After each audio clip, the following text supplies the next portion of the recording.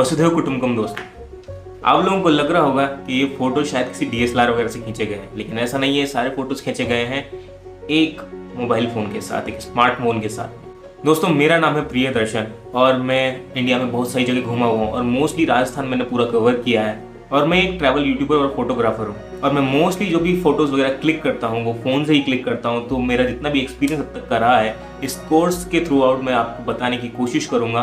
तो आपको ज़्यादा समय नहीं लेते हैं और शुरू करते हैं मोबाइल फोटोग्राफी का ये कोर्स। बहुत ही क्रमबद्ध तरीके से हम इस कोर्स को आगे बढ़ाएंगे। सबसे पहले हम जानेंगे कि मोबाइल फोटोग्राफी हम क्यों कर रहे हैं और उसकी बेसिक टर्मिनोलॉजीज़ क्या क्या है। उसके बाद हम आपके कैमरे की ऐप को समझेंगे क्योंकि आप उसी से फोटोग्राफी करने वाले हैं। उसके बाद हम रूल जानेंगे फोटोग्राफी के, किस तरह की फोटोग्राफी होती है और कुछ सीक्रेट ऐप्स और एडिटिंग का थोड़ा बहुत तरीका मैं आपको बताऊंगा। और उसके बाद इस कोर्स को ख़त्म करेंगे एक इम्पॉर्टेंट नोट के ऊपर। तो शुरू करते हैं और जानते हैं इस पहली वीडियो में कि मोबाइल फोटोग्राफी इंपॉर्टेंट क्यों है। मैं ये बिल्कुल नहीं कह सकता कि एक मोबाइल डीएसएलआर से अच्छा हो सकता है या एक किसी कैमरे से अच्छा हो सकता है, लेकिन आजकल जो फ़ोन्स आ रहे हैं, जो स्मार्टफोन्स आ रहे हैं, वो किसी कैमरे से कम भी नहीं है।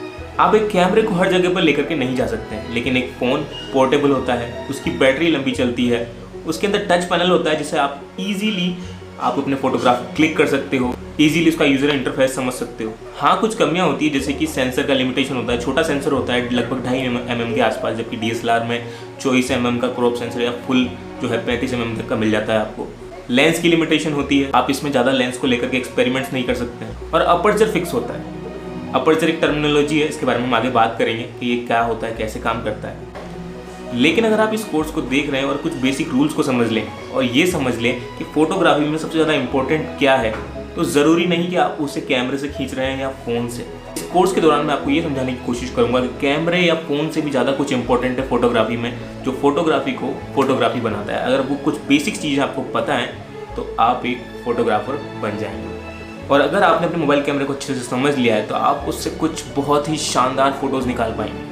तो दोस्तों, हमने ये तो समझ लिया कि मोबाइल फोटोग्राफी क्यों इंपॉर्टेंट है, क्योंकि हर जगह आप कैमरा कैरी नहीं कर सकते हैं और मोबाइल पोर्टेबल है।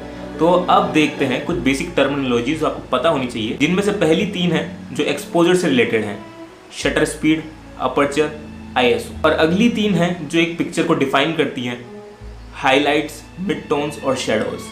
तो एक्सपोजर से रिलेटेड हम 3 चीज़ों के बारे में बात करते हैं। पहले बात करते हैं हम अपर्चर की। अपर्चर क्या होता है? अपर्चर कैमरे का छेद होता है। डीएसएलआर और प्रोफेशनल कैमरास के अंदर ये छेद छोटा बड़ा हो सकता है, इसकी ऐसी कैपेबिलिटी होती है, लेकिन फ़ोन के अंदर ये अपर्चर लगभग फिक्स रहता है। इस अपर्चर को चेंज करके आप डेप्थ ऑफ फील्ड चेंज करते हैं। अब डेप्थ ऑफ फील्ड को मैं ऐसे समझाना चाहूँगा। अगर आप इस फोटो में देख रहे हैं तो ये एक अपर्चर है जो कि अपने लार्ज फॉर्म में है और दूसरा अपने छोटे फॉर्म में है। तो जब भी आपका अपर्चर लार्ज है तो लाइट ज़्यादा आएगी और फोकस होगा वो एक क्लोज ऑब्जेक्ट के पास होगा, यानी आपकी डेप्थ ऑफ फील्ड घट जाएगी। डेप्थ ऑफ फील्ड घटने का मतलब ये है कि जो गहराई है, दूरी फील्ड की, वो कम हो जाएगी।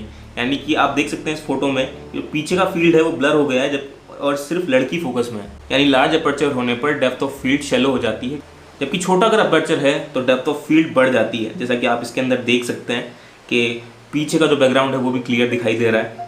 कैमराज में एक चीज़ और साथ में चलती है कि अगर अपर्चर ज़्यादा बड़ा है तो लाइट भी ज़्यादा अंदर आएगी और अगर अपर्चर छोटा है तो लाइट भी कम अंदर आएगी। तो जब भी आप डेप्थ ऑफ फील्ड चेंज करते हैं तो ये अफेक्ट करता है। इसलिए एक और चीज़ होती है आईएसओ, ताकि आप अगर कम लाइट अंदर आ रही है तो डिजिटली आप लाइट को बढ़ा सकें। तो आई होप आपको डेप्थ ऑफ फील्ड समझ में आया। अब बात करते हैं शटर स्पीड की। जो प्रोफेशनल कैमरास होते हैं उनमें एक लिटरली एक शटर होता है जो थोड़ी देर के लिए, जितने भी टाइम के लिए आप उसे ओपन करके रखना चाहते हैं उतने टाइम के लिए ओपन होता है, लाइट अंदर आती है और फोटो क्लिक होता है। फॉर एग्जाम्पल, आप 1 सेकंड के 1000वें भाग के लिए शटर ओपन रखना चाहते हैं तो शटर ओपन होगा, लाइट अंदर आएगी और शटर बंद हो जाएगा। लेकिन ये इतना तेज़ है कि काफ़ी कम लाइट अंदर आएगी और अगर कोई ऑब्जेक्ट हिल रहा है तो वो बिल्कुल शार्प पकड़ में आएगा। आप इमेजिन कीजिए कि शटर 1 सेकंड के लिए खुलता है और उस बीच में कोई ऑब्जेक्ट यहाँ से यहाँ पहुँच जाता है तो यहाँ से यहाँ तक की सारी लाइट सेंसर तक गिरेगी और वो ऑब्जेक्ट मोशन करता हुआ दिखाई देगा। तो शटर स्पीड इस चीज़ को अफेक्ट करती है कि आपका फ़ोटो मोशन ब्लर में रहेगा या नहीं। आपको कुछ एग्जांपल दिखाता हूँ मैं यहाँ पे कि ये फ़ोटोज़ कैसे क्लिक हुई हैं। और अगर आप इस चार्ट में भी देखेंगे तो आप देख सकते हैं किस तरह जब शटर स्पीड बहुत कम है तो फ़ोटो कितना क्लियर आ रहा है और जब शटर स्पीड ज़्यादा है तो तेज़ भागता हुआ आदमी मोशन ब्लर में हो गया है। और एक चीज़ और ध्यान देने वाली, अगर शटर बहुत देर तक खुला हुआ है, इसका मतलब लाइट बहुत ज़्यादा अंदर आएंगी, तो आपको ISO का यूज़ करना है, लाइट को कम करना है डिजिटली, ताकि आप प्रॉपर देख सको सामने फोटो में क्या है। बात करते हैं ISO की, सेंसर की जो सेंसिटिविटी होती है उसको लेकर के। ये डिजिटली लाइट को एनहांस करने या कम करने के काम में आता है। अगर आप लाइट को डिजिटली एनहांस करते हैं तो उसमें ग्रेन्स आते हैं, उसमें नॉइस आने लगता है।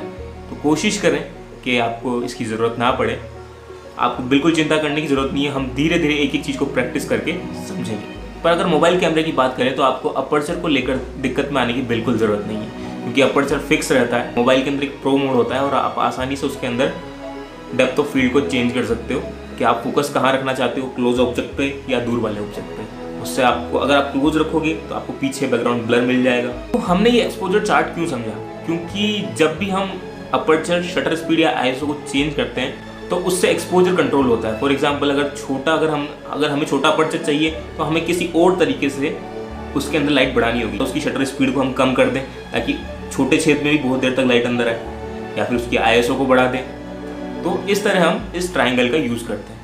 आगे हम एक फ़ोटो की 3 टर्मिनोलॉजीज़ को और समझेंगे, और वो है हाईलाइट, मिड टोन्स और शेडोज़। आप ये फ़ोटो देख पा रहे हैं, इसमें एक हिस्सा ब्राइट है और कुछ हिस्सा डार्क है।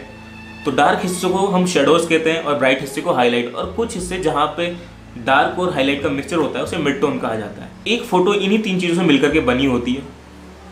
आगे जब हम कलर ग्रेडिंग सीखेंगे तो हम समझेंगे इसका क्या इंपॉर्टेंस है, क्योंकि मान लीजिए आप एक फ़ोटो के अंदर कलर्स को कंट्रोल करना चाहते हैं, तो आप इन 3 पैरामीटर्स की मदद से ही उस फोटो में कलर को कंट्रोल कर पाएंगे। फॉर एग्जाम्पल, अगर आप चाहते हैं कि हाईलाइट का एरिया ऑरेंज हो तो आप डायरेक्टली उस एरिया को ऑरेंज कर सकते हैं। शेडोज़ का एरिया आप चाहते हो कि ब्लू हो तो आप उसे ब्लू कर सकते हैं। अभी वीडियो खत्म हो रही है तो मैं आपको 2 बोनस टिप्स देना चाहूँगा।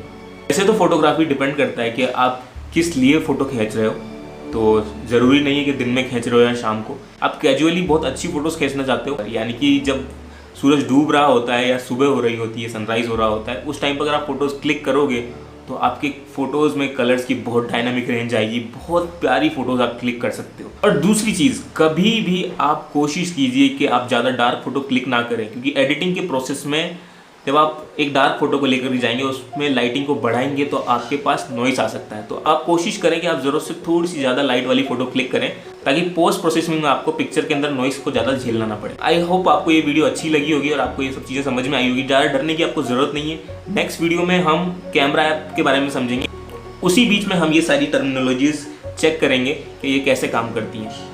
तो तब तक के लिए इंटरनेट पर और भी फोटोज़ को देखिए और इन टर्मिनोलॉजीज़ को समझने की कोशिश कीजिए। मेरा नाम है प्रियदर्शन और इस वीडियो को देखने के लिए धन्यवाद।